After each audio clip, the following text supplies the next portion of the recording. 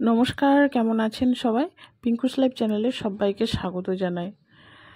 এটা হচ্ছে আগের দিনের ভিডিও, মানে পুজোর দিনকার। তো পুজোটা সারাদিন ধরে আমরা কেমন কাটালাম সেটা শেয়ার করে উঠতে পারিনি, মানে ভিডিও এডিট করে সময় পাইনি। তো যাই হোক, আশা করি সবারই ভালো কেটেছে। একটা ছোট্ট ভিডিও আপনাদের জন্য মানে আমি কোনো রকমভাবে তৈরি করেছি। তো যাই হোক, সারাদিন মানে সকাল থেকে উঠে তো শুরু হলো মেয়ের পিছনে হই হই রই রই করে একটা ব্যস্ততার মানে মধ্য দিয়ে।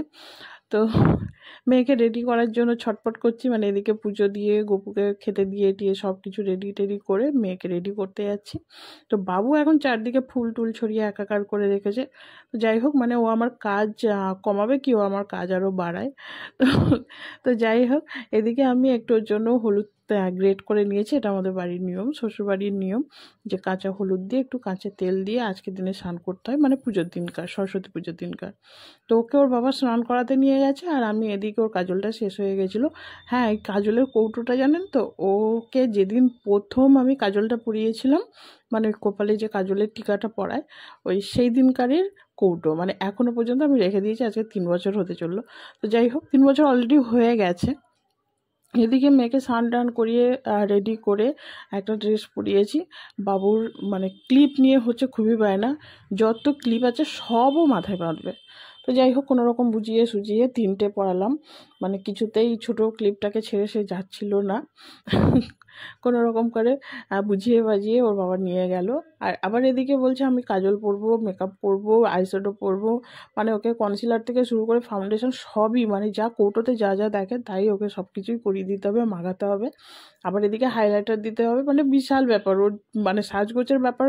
মানে ও যখন সামনে আসে না, ও মাথা খারাপ হয়ে যায় যে কোনটার পরে, আবার বলতেও পারে জানেন তো, এটার পরে এটা দিতে হবে, এটার পরে। অ্যাকচুয়ালি ও দেখে যে আমি যখন টুকটাক মেকআপগুলো করি, তখন ও বসে বসে দেখে যে আমি কোনটার আগে কী করলাম না করলাম। তো যাই হোক, তার মাঝখানে একটা ব্যাপার হলো কি, আমরা জানি সব ও ছোটো পিপির বাড়িতে পুজো হচ্ছে, ও ওখানে গিয়ে হাতে খড়িটা দিয়ে নেবে, যেহেতু আমাদের একটা অসুবিধা আছে, আপনারা সবাই জানেন। তো সেই কারণে আমার বাড়িতে হচ্ছে পুজোর আয়োজন আমি করতে পারিনি। তো ওকে যেহেতু হাতে খড়ি দিতেই হতো, কেননা ওকে ওর ভর্তি করাতে হবে। তারপরে হচ্ছে ওর ভর্তি করানোর পরে নাকি আর হাতে খড়ি দিতে নেই। তো যাই হোক, যেটা জাস্ট একটা নিয়ম রক্ষার জন্য, না দিলেও নয়, মনটাও মানে না, তাই সেই জন্যই দেওয়া। আর ব্রাহ্মণ ঠাকুরের সাথে যখন আলোচনা করলাম, বলল ও যে ও তো নাতনি, ওর কোনো অসুবিধা হবে না, শুধু তোমরা কোনো কিছু পুজোর কাজকর্ম করো না তাহলে। ব্রাহ্মণের কথা শুনে বেশ একটু মনটাকে একটু শান্ত করা গেল। ভাবছিলাম যে হয়তো দেওয়াই হবে না। তো যাই হোক, তো ওর পিপির বাড়িতে অলরেডি পুজো হয়ে গেছে। ও গিয়েছিল পাশের বাড়ি, মানে ওর এক জ্যাঠাইয়ের বাড়িতে, পাড়ার জ্যাঠাই। তো ওই বাড়িতে হচ্ছে পুজো হচ্ছিল। তো ওই বাড়িতে গিয়ে ওকে অলরেডি ডেকে গেছিলো একবার, ওর বাবাকে বলেছিল যে সন্টুকে পাঠিয়ে দেবে। তো ওই দিদিভাইয়ের বাড়িতে যা পুজো আর্চা হয়, ও দিদিভাইয়ের কাছে গোপাল আছে, মানে গোপুর পুজো করে। তো গোপুর যা কিছু হয় মোটামুটি সন্টুকে নেমন্তন্ন করে। তো সেই সূত্রে ওকে নেমন্তন্ন অলরেডি করে গেছে যে ওকে পাঠিয়ে দেওয়ার জন্য। তো বলে না, ভগবান যেটা চায় সেটাই হয়। তো যেহেতু ওর ছোটো পিপিকে বলেছি যে তোমাদের বাড়িতে গিয়েও হাতে খড়িটা দেবে, তো জানি না কি কোনো কারণেও হলো না, মানে সন্টুকে আমি রেডি করতে করতে না ব্রাহ্মণ মশাই চলে গেছে। তো সব মতো গুছিয়ে গেছি, উঠতে একটু লেট হয়ে গেল। তারপর ওর জ্যাঠাই বাড়িতে গিয়ে হাতে খড়িটা দিয়ে এলো। তারপর ওকে মোটামুটি আলু ভাজা দিয়ে একটু ভাত খাইয়ে দিলাম। ও খেলো আলু ভাজা দিয়ে, আমি খেলাম বেগুন ভাজা দিয়ে। মোটামুটি কোনো রকম অল্প একটু খেয়ে দিয়ে রেডি হয়ে বেরিয়ে পড়লাম। আর ভূতু কিন্তু তখনও পর্যন্ত ভাত খায়নি, মানে ওর সারাদিন আর ভাতই জুটলো না কপালে। ও রোল তারপরে হচ্ছে পাউরুটি এইসব খেয়ে কাটিয়ে দিল। আর সকালে হচ্ছে কচুরি ভেজে দিয়েছিলাম ওকে দুটো, ব্যাস ওর ওইটুকু হলেই শান্তি। বাবু চলে গেল ওইগুলো খেয়ে দেই আমাদের সাথে। আর আমি, আর হচ্ছে আমার দেওর, মানে বড় দেওর, আমি, আমার বড় দেওর আর সন্টুর পাপা, মানে আমরা 4জনে মিলে গিয়েছিলাম সন্টুকে নিয়ে। আমাদের এখানে যে ডিয়ার পার্ক আছে, সেই ডিয়ার পার্কে নাকি বেশ কয়েকটা জন্তু জানোয়ার নিয়ে এসছে। তো আগে এত কিছু ছিল না, মানে আমিও একবার গিয়েছিলাম, তো সে তখনও যদিও আমি সব কিছু দেখতে পারিনি, কিন্তু তখন বলেছিল যে ভূতু বলেছিল যে এত কিছু থাকে না, ওই টুকটাক রাখে, জাস্ট একটু মানে যাতে লোকজন এসে দেখার মতো। তো এখন দেখছি বেশ সজারু, খ্যাকশিয়াল, হরিণ, তারপর হচ্ছে এমু পাখি, তা আরও অনেক কিছু হয়তো ওরা দেখেছে। আমি আর হচ্ছে আমার বড় দেওর হচ্ছে বাইরে ছিলাম।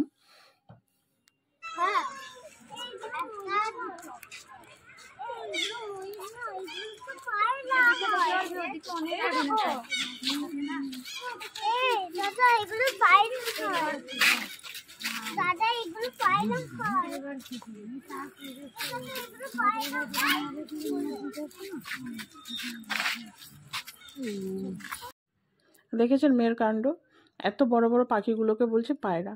যাই হোক, যেখানেই যাবে সেখানেই ওকে একটু রাজ করতে হয়। মোটামুটি বেশ ভালোই দিনটা কাটলো সন্টুকে নিয়ে। ও বেশ খুশি হয়েছিল এই সব চিড়িয়াখানার সব মানে পশু পাখিগুলোকে দেখে বেশ আনন্দে দিনটাও কাটালো। তার সাথে আমাদেরও খুব ভালো লাগছিল। আর ছোটোবেলার অনেক কথা মনে পড়ছিল, বিশেষ করে আমার সেই কী বলবো, যখন আমি একদম ছোট ক্লাস 3-4 পড়তাম, তখন ওই যে স্কুলের খাওয়া দাওয়াটা আমি খুব মিস করি। প্রত্যেক সরস্বতী পূজা এলেই আমার প্রথমেই মনে পড়ে ওই বড় বড় চালের খিচুড়ি, তারপর হচ্ছে ফুলকপির তরকারি, আর হচ্ছে পায়েস, এই সবের কথা মনে পড়ে। তো যাই হোক, ফেরার পথে চলে এলাম একটা রোলের দোকানে। অনেক সকাল সকাল খেয়েছি, আর ভুতুর কপালে তো ভাত জোটেনি সারাদিন। তো যাই হোক, ও রোল খেলো একটা, আমি আর সুমন ভাই আমরা তিনজনে মিলে 3টে রোল খেলাম। এর মাঝখানে একটা কাণ্ড হয়েছে, সেটা একটা কুকুর ওর পিছু নিয়েছে। বাবু রেগে মেগে কী করেছে, পা থেকে জুতোটা খুলে কুকুরটাকে মারতে যাচ্ছে। বললাম না, যেখানেই যাবে বাবুকে রাজ করতে হবে। তো যাই হোক, আজকের ভিডিওটা কেমন লাগলো অবশ্যই জানাবেন।